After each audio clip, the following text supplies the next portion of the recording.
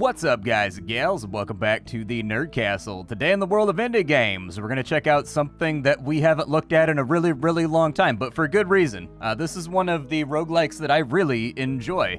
This is a game called Barony. It's a first-person sort of Daggerfall-style procedural roguelike, although honestly, I think for it to be a classic roguelike, it needs to be turn-based. But nonetheless, I feel like colloquialisms and actual traditional definitions have shifted over the years. This is Barony, nonetheless. I'm not going to sit here talking about nomenclature all day.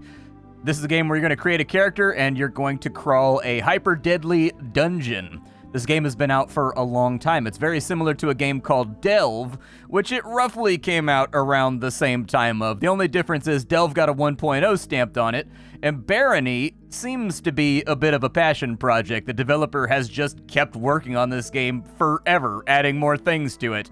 And so Barony is now in a beta called the Quality of Death beta, which is completely overhauling the entire UI, a lot of the gameplay to make everything more readable, everything more modern, to everything feel really nice. I spent 2 or 3 hours with the old client, and then I've spent about 10 hours on this client, and I like it a lot. I think they're doing really great work, and that deserves an updated video that is not from 2015 to show the game off. If you give this game a chance, I think you're going to have a good time. So look down below in the description, you can get the game there. This beta is publicly available to everybody that has the game. All you got to do is go to the properties in the beta tab, and you can opt into the Quality of Death update. We're going to go through some of the things that are different about this build, what I like about this roguelike, why I think it's one of the best roguelikes out there if you wanted to play something a little bit more modern and not top-down and not 2D and not ASCII.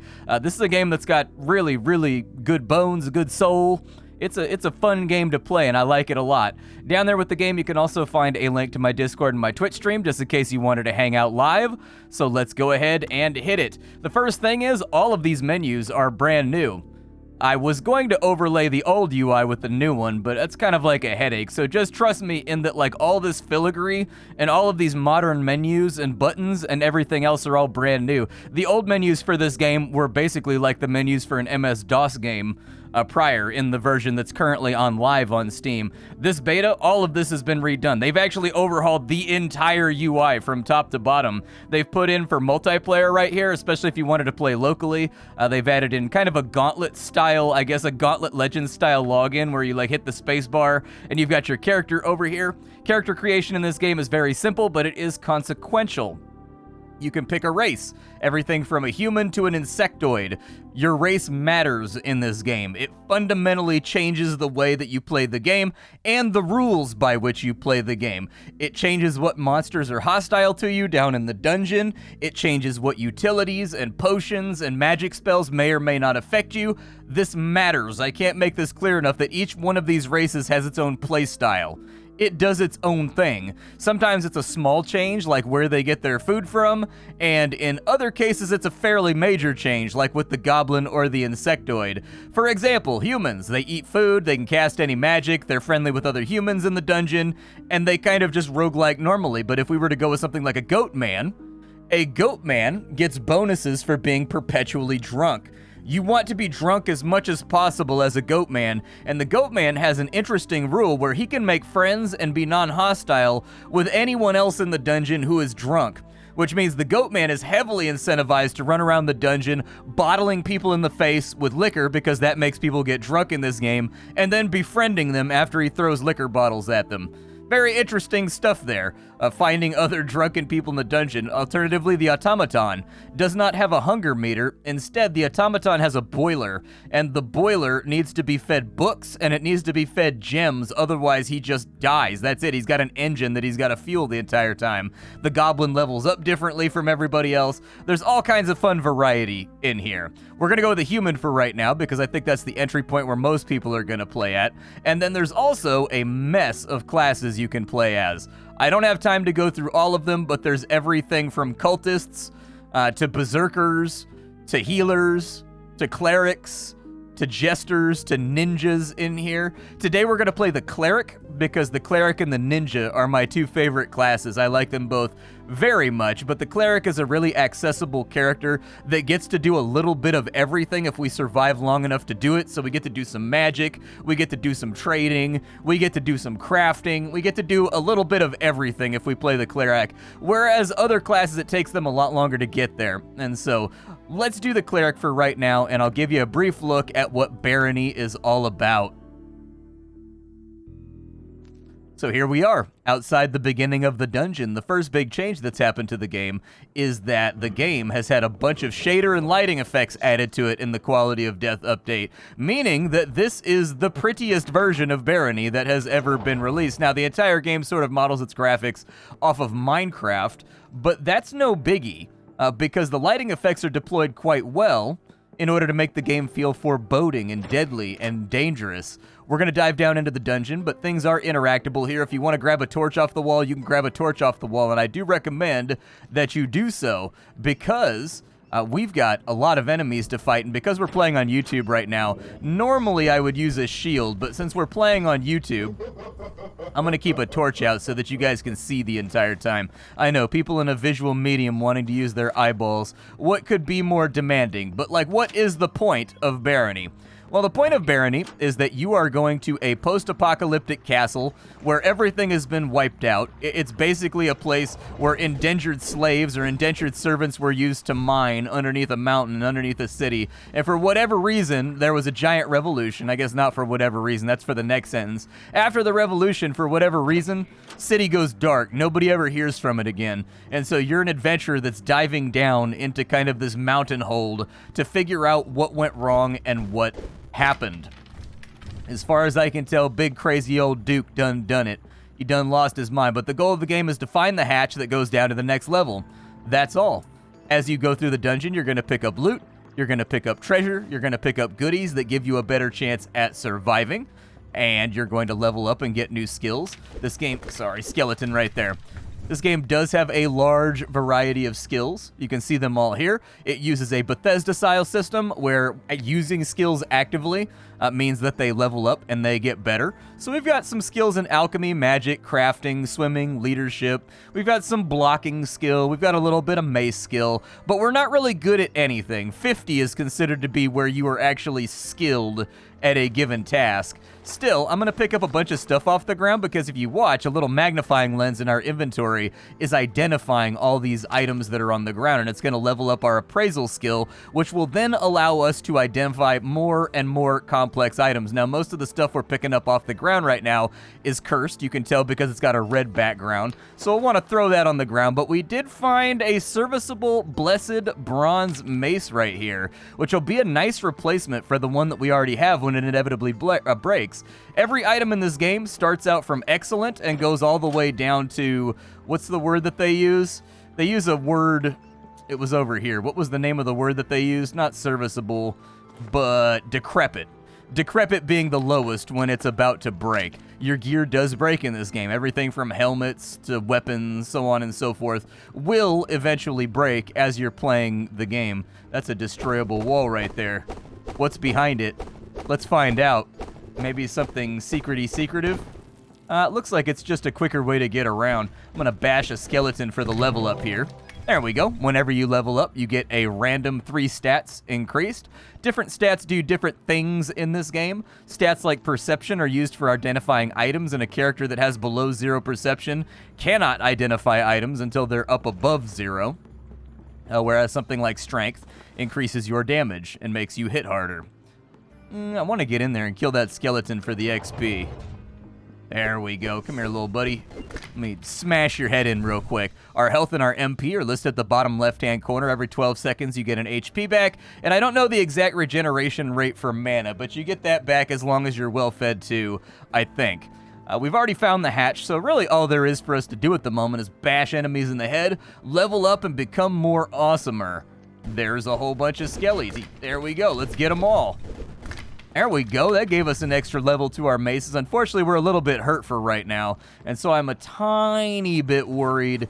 There's a fountain over here. I'm going to drink from it. The fountain was apparently medicine, so this was a fountain that was going to cure us if we had like a malady or some kind of problem, like poisoning, bleeding, stuff like that. There's also magic scrolls you'll find around. As of right now, I'm not too interested in looting too many crazy things because your inventory space is really limited in this game, but I would like to find an amulet and a ring. If I could find a ring that either increases my HP or it increases my melee damage, I'd be down for that. And if I could find an amulet that makes me immune to maybe poison or reflects maybe some magic or something like that, that'd be really nice too, because our character being ooh, this right here is a booby trap. We go over to like, I don't know if it'll trigger. There it goes. That's how it works right there. These are probably the leading cause of like 90% of my deaths. Watch out for them. They sometimes are way up on the ceiling in rooms that are much taller, and you can just kind of forget in the hubbub of moving your way through a dungeon and get murdered. How to be strong. Lift heavy things. Ow. Yo, stop that. Get out of here. I don't need your nonsense right now, but I will take that delicious rat meat up off you. We got a cursed helmet, a cursed cloak. We got some gloves right there that give +1 to our armor class, but we're getting +3 from the bracers we spawned in with. So I'm not going to worry about, hey, poison immunity amulet. Very nice. You'll get a little icon right there. This entire UI, all new. Everything here is new, from like the hot slots for your items to the little icons that are popping up on screen. In previous versions of the game, you didn't really know when you skilled up, unless you were, oh, it's a Minotaur level, we gotta hurry. You didn't know that you had leveled up unless you were watching the text log. Oh no, that's a human! I could have made friends with him. I messed up real bad. We gotta run. All right, we can't take that guy. We need to flee from him, and we need to find the exit right now. You can make friends with people in the dungeon. If I had noticed that he was a human, I could have made friends with him by right-clicking on him, and then we could have been buddies, but I walked around a corner, and I saw movement, so I swung because it's dark and it's spooky down here, and that has caused me to commit crimes. We did find the way to get off this floor. If you're wondering what the giant Taurus icon means on screen right now, it means this is a Minotaur level. Your levels can have random mods on them, basically. I'm going to drink a health potion real quick. Your levels can have mods on them, like Magical Darkness or the Minotaur. If we have Minotaur on our level, it means we've got about 3 minutes to get out of here before the Minotaur spawns and basically chases us down super fast and one-shots us. That means we're really not going to get to level up a whole bunch on this floor. That kind of suckets because I would like to farm and level up a little bit, but let's just move on to the next level and get out of here before the Minotaur shows up. I've got some gems over here. I'll grab those. Gems aren't really useful. Oh, there's a rat. There we go. Take down the rat, and I feel sober again. What a shame. Let's just get out of the level. We're at level 3. Every 5 levels, it's going to change biomes. The first floor is a mine. The second floor is a... Oh, there's 2 humans down here. Friends! We've got Bertram and Heather on our team now, and they've got like a full display at the moment too. The C button allows you to give them commands, just in case you wanted to do so, and there's a skeleton over here. They will also jump in and fight enemies for you, or crash dummy their way into things you can't handle like trolls to buy you time to escape. They're basically the perfect minions. The E button, I think, swaps who you're giving orders to, just in case you care about that. But we have no Minotaur chasing us, so we can actually take our time with this section. Oh, that spider scared the hell out of me. Oh my god, I jumped, dude. I did not expect that when I came around the corner. What are my dudes doing over here? Are they, like, fighting? Like, what are you guys doing? Stick with me here. There's a helmet. I don't really want the sword, but we'll identify the helmet. It's cursed, unfortunately, so we'll get rid of it. We do have an amulet of strangulation. Not that useful. A cloak of protection is nice, though. That's another armor class for us. This game does give you a little portrait. In the previous version of the game, you could click on these, and it would rotate the portrait, but now it seems to kind of like have the camera in a random spot based on where you're facing. Oh, that's a troll. We don't want to fight him. Not at all. Not without throwing weapons or like a paralysis potion or something. Do I have a paralysis potion? That's not useful right now. You can learn spells in this game. You do have a full-on spell book. You can see it right here. You need to have the requisite intelligence and also casting skill before you can read a spell book and learn the spell, though, and commit it to memory and cast it as much as you want. Up until then, you can cast from the book, but the book will degrade with every single cast, and eventually the book will break and you will lose the ability to read it. This guy Ken, he's a shopkeeper. We can sell him stuff that we found down in the dungeon just in case, you know, we've got any weapons or anything sitting around. It's up to you. There are different shopkeepers, potion vendors, book vendors, backpack vendors, archery vendors, you name it. And it's just totally random which one you get when you're kind of like working your way through. I've got combat music. Oh, it's a skeleton? All right, let's get him. There we go. Skeleton's down. We're not really that in danger right now just due to the fact that we've got such a large squad with us, and they will travel in between floors with us as well. Need to eat some food, so I'm going to eat some rat meat, as one does when you're in a death-defying medieval adventure. Probably go upwards first and pan this out. You can do sneaking in this game if you don't have a shield equipped. You can hold down the space bar to sneak so long as you're in the dark because it lowers your visibility, and that's where the ninja and the rogue and classes like that tend to excel. They're really bad at just kind of like open combat until higher levels, but they can sneak around and do a lot of damage to guys. An aged apple, huh? Okay, 15 gold pieces. Let's farm this place for the maximum goodies that we can get out of it, and then we'll move on down the line. Treasure chest. That's got a tin of food in there and a fresh cream pie in the dungeon. Just what I always wanted live on camera on the internet. Fantastic. That's definitely going to stick around to haunt me for a while. That time Splattercat found himself a cream pie in a dungeon. We'll go over here and... He didn't see me, luckily. I don't want my minions to see him either, though. Otherwise, they'll crash dummy suicide into him. And I'd rather not deal with that right now. Amulet looks good. Booby trap in there, so I don't want to take my minions in there because they'll get crushed by it. And then I'll feel guilty because they're my friends now. We've hung out for more than 3 minutes, and in the rules of the universe, that means we're best friends. Sometimes there's branching paths in your dungeon that may take you to different places or special tiles. You kind of want to... So if you know what you're doing, feel free to go into the gnome mines or whatever. If you don't know what you're doing... Maybe do a little light scouting first and just assume you're gonna die the first time you try out one of those new areas. What was that spell book? So how to be strong, but what is that? Force bolt, nice. We can learn that right now. So now I know force bolt. I can actually ready that. And so now when I press the F key, I can cast a force bolt at somebody. And that will also level up our casting and our magic so that we can learn more complicated spells. This game's kind of nice in that everybody does everything. So like your first 6 or 7 dungeon levels in this game will be dictated by your class, but after that, every class kind of levels up into the ability... I heard a boulder. Where did it drop? Traps in this game are equal opportunity. Mobs can trigger traps, you can trigger traps, mobs will oftentimes fight each other. Some dungeon levels are sort of chaotic like that, and so when I hear sounds like that, I get scared because I think maybe I missed a boulder trap and it's coming for me. Makes me want to tuck into a cubby and hope for the best. Let's go over this way, see if there's anything good inside of here.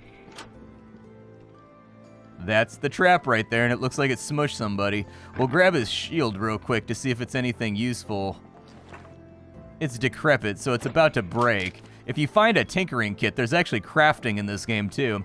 If you find a tinkering kit or an alchemy kit, the tinkering kit allows you to salvage and repair and craft new items and like robots and like turrets and stuff like that.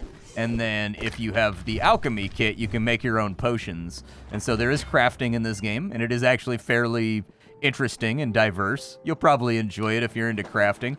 Don't need that. We've got a water bottle over here. Don't really need that right now. Probably chuck the gems since I can't identify them anyways.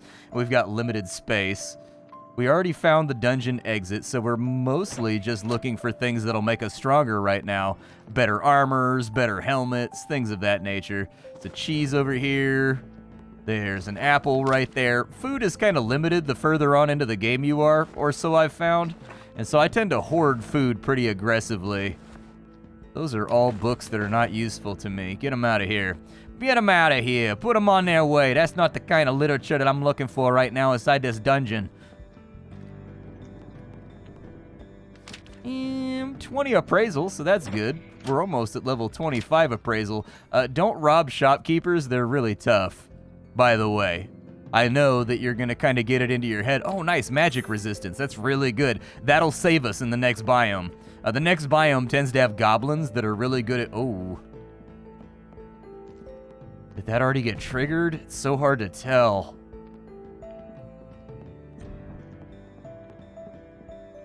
I think it already got triggered, but it's hard to say. Our dungeon exit is right next to a troll, which is kind of bad. I'm going to grab a ring. Oh, they're already fighting him. I'm not going near the troll. You can done deal that right now. I'll lose my entire squad of crash dummies before I go near that troll. That troll basically two-shots you at my armor class, so I'd rather not be near him. I'm going to grab that body armor right there. I'm going to grab that cape. Characters in this game, if you see a skeleton wielding a shield and wielding an armor, their AC is actually set by the armor that they're wearing. And as you no doubt noticed, characters in this game drop everything they have on them when they die, including me. So let's identify all this stuff and see if there's anything good here. We've got a +3 armor class breastplate. That's good. It's heavy, but it'll do fine. We don't need that amulet because we already have one. Don't need that one because we already have one. Magic resistance ring I'll hold on to in case I get a jeweler's shop so that I can sell it because it's got a value of more than 100. That's usually where I draw the line for things that I'll keep to sell. That gives us water breathing. Not very valuable. Don't really need it. Shield is nice and it's not cursed, so maybe I'll make use of it at some point. Boots. We don't have shoes on right now, so I'll throw on some shoes. Came to the dungeon sort of shoeless. Oh, we got a magical reflection cloak. Very nice. That's way better than armor class. Good, good, good, good, good. That means we bounce back spells. Yeah, so if somebody tries to hit us with a staff of lightning, which would two-shot us right now if we got hit with a staff of lightning, that bounces it back at least once or twice to give us a chance to respond, or if a trap decides to do the same thing. I've lost a lot of characters in the dungeon to really, really powerful staff-casted spells like fireballs, lightning, that kind of stuff. Very easy to die to that kind of stuff. So make sure you hold on to things that either have magic resistance or they have magic reflect on them. Those tend to be very good items that you're going to want to hold on to until they degrade and fall apart. They will save you. Take my word for it. We killed the troll to get access to this room, so we might as well see what's inside of it. Money. Money's good. I'll take money. Nothing inside of there. There's another fountain over there, but that's like the discount Kmart fountain. Like this fountain right here, it'll heal you for like 1, or it'll be like boiling hot. It doesn't have like the magic fountains have better effects on them, but sometimes bad things can happen with the magic fountains too.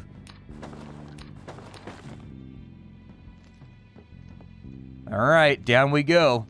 We're on dungeon level 5, which means it's time for the big dungeon baddie to taunt us. A fresh tin of food, good. An aged meat. Anything in this game that's less than fresh has a chance to make you sick and vomit up all your food meter.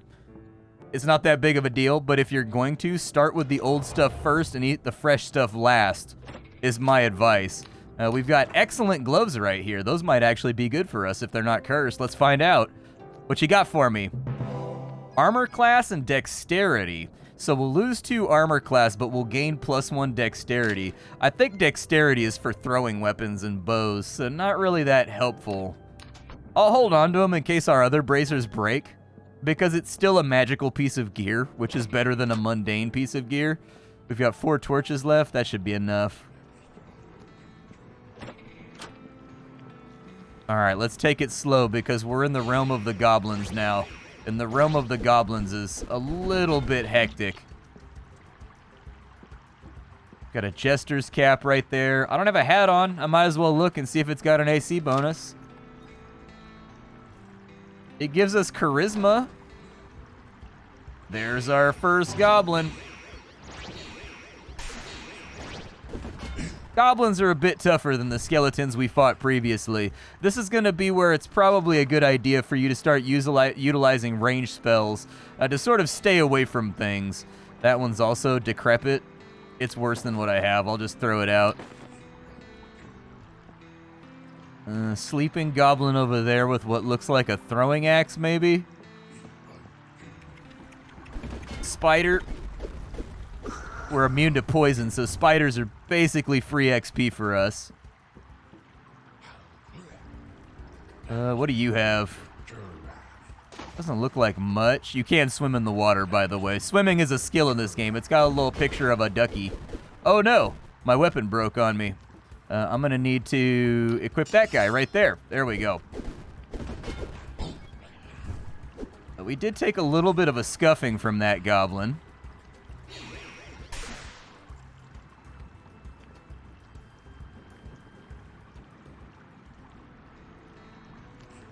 We'll probably... Let me cast Troll Blood on myself. There we go. I got Troll Blood on me now, so that'll make me regenerate faster. Can I commit this to memory yet? Did the book break? After one cast? Oh, we got really unlucky. Dude. Okay. All right. If it weren't for bad luck, I'd have no luck at all. Unfortunately, our book broke after one cast, so I'm not going to be able to learn Troll Blood. Still, I'm going to hold on to that mace right there so that maybe... give me 5 back. I don't want to fight this guy, like, at all. Not even a little bit. I've still got Troll Blood on me. Alright, he's down. Did any of my gear break? No, we're alright. Alright, give me that gold. Give me that cape. Give me that armor. So that's cursed. That's cursed. That's cursed. My man has really, really bad luck. My man has really bad luck for picking up gear. If you put on cursed gear in this game, you can never take it off until you get like a decurse spell, which they are few and far between, so be forewarned. There's a zombie over here.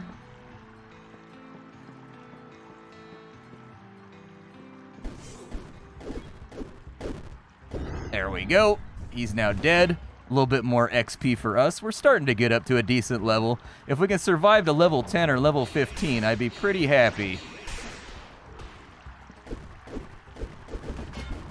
Fortunately, I'm trying to get my casting skill leveled up, but it's just not working. Serviceable should last us a little while before it breaks, so it's not principally important that we get a new weapon as a backup right this second, but it will become important as we go down to lower levels. That's an archer. I'm going to pull back behind here after eating one to the face. Bash him. Oh my god. Okay, fall back in over here. There we go. Have to use a little bit of tactics to get rid of some of the ranged guys. Do we have... What's our throwing skill? Range skill is none. That's cursed anyways, so we don't want it. I was going to try to equip a ranged weapon on the possibility that maybe I could use it for getting like a little bit of an opening alpha on the enemy. Those sometimes shoot darts at you, so I'm kind of afraid to step in front of it.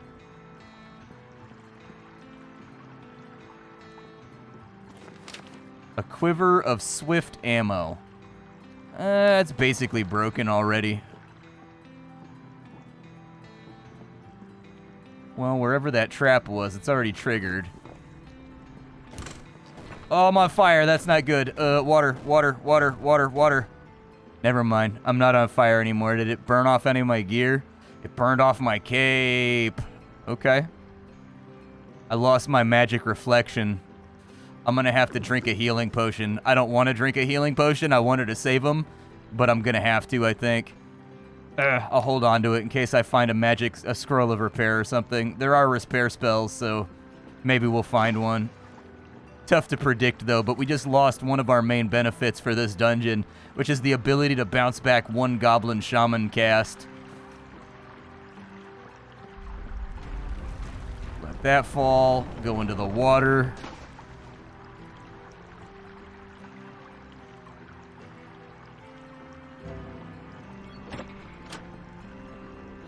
Dungeon's going a little bit rough for us right now. I should probably be playing a little bit more carefully, but I haven't been.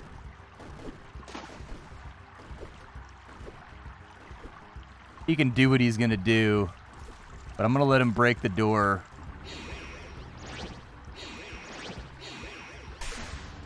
Man, I was kind of hoping, like, I keep hoping that we'll level up our casting a little bit, but no such luck, man. I'll eat the meat. It says that it hit the spot, so that's good. That cape was cursed, right? I remember chucking that one.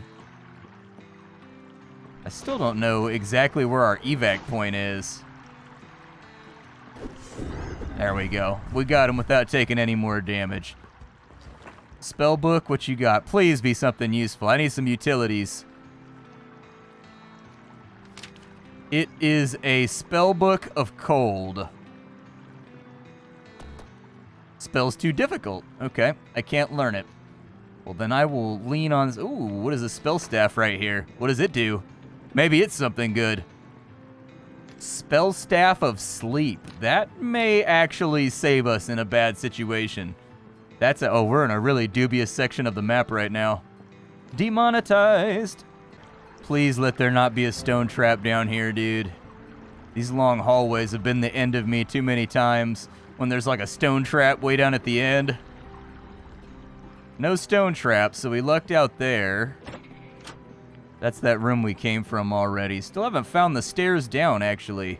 Strangely. Oh, there was a trap right there. It must have triggered already. Okay. What's this potion right here?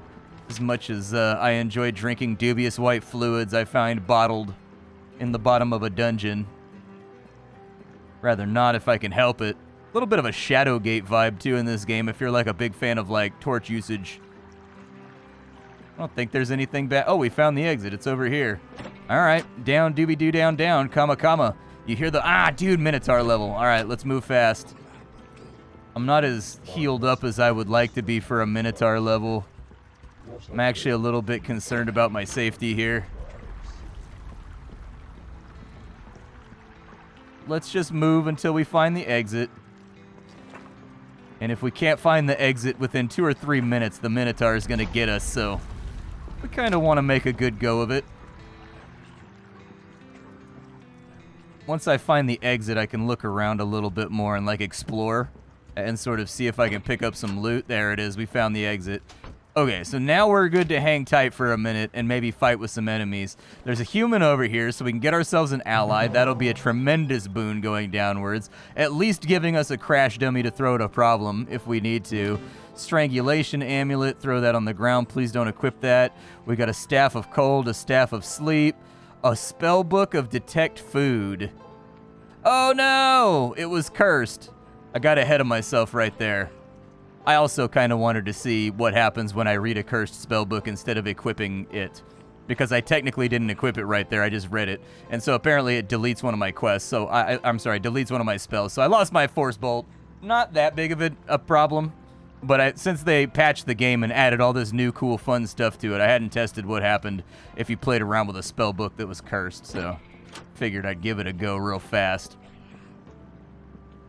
Detect Food is useful enough when things go wrong that, like, it was worth the risk just to find out.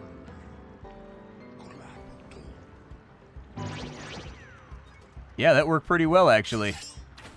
That's gonna wake him up, though, right?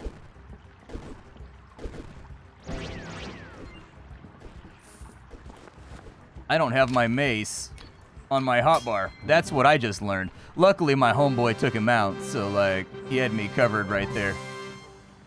But yeah, what do I like about this game? This game is utterly fantastic because it captures the roguelike basic of giving you a foundation of predictable mechanics. So the basis of this game is the same every single time you play. The same things are a threat, the same things are to be memorized, the same strategies for dealing with traps. This is a game where you are going to have to do rote memorization, and rote memorization is a highly rewarding part of the game. Just learning what kills you, what doesn't kill you, what's good to have, what's not good to have. It's a fun game to figure out, is the way that I would put it. But it's proceduralized enough that the game is basically infinitely replayable. So each run is different in its own way. Like, I've had runs where I've had a giant horde of mobs behind me that take care of everything, and I'm basically like a VIP being escorted down into the dungeon. I've had runs where I just can't seem to catch a break and everything goes wrong. And I've had everything on the in-between, but your baseline knowledge helps you figure out how to navigate increasingly complicated and more or less difficult maps in the most effective way that you possibly can. When do I stealth? When do I fight? When do I use a torch? When do I use a ranged weapon? When do I rely on my allies versus when do I not need allies? All of these things are important. What are my favorite classes? Because they all play different. What are my favorite races? They all play different. This is a game that I highly recommend because it's mastered that. Some games, they don't get the baseline in there quite right to make it replayable and fun, and so it just feels really random. Other games have the baseline, but the randomization is not such to the point that, you know, it feels like it's worth doing a lot of different runs. This game does the same thing that Rogue's Tale does, or Tales of Maj'Eyal does, where it feels like it's equal parts randomized, but also rewarding me for my knowledge and dedicated time, and that's what makes me like it a lot. And I hope that you guys will like it as well. This game just got the Quality of Death update, which has completely overhauled and modernized the entire UI, and also the way that skills function, and the readability, and the accessibility, and the playability of the game have all been massively brought into the future with this update. I highly recommend it. It has reawakened the game for me, and I've been playing it a ton. I have no real complaints. I hope you guys enjoy it. There's a huge amount. I mean, the options are great too. Everything in here has like a bunch of scaling, accessibility, you know, arachnophobia filters. Everything you can think of is inside of here. The only thing that I don't like that I recommend you fiddle with is inside the controls. This right here, mouse smoothing, it's off by default, but there's another one called camera interpolation. That's going to be on by default, and it's going to make you feel like you're playing with mouse acceleration. It makes your mouse feel very swooshy and weird. I would recommend you turn that off when you start playing. But other than that, I've been enjoying the game like crazy. Everything is in here. You can play it however you... What does classic mode do?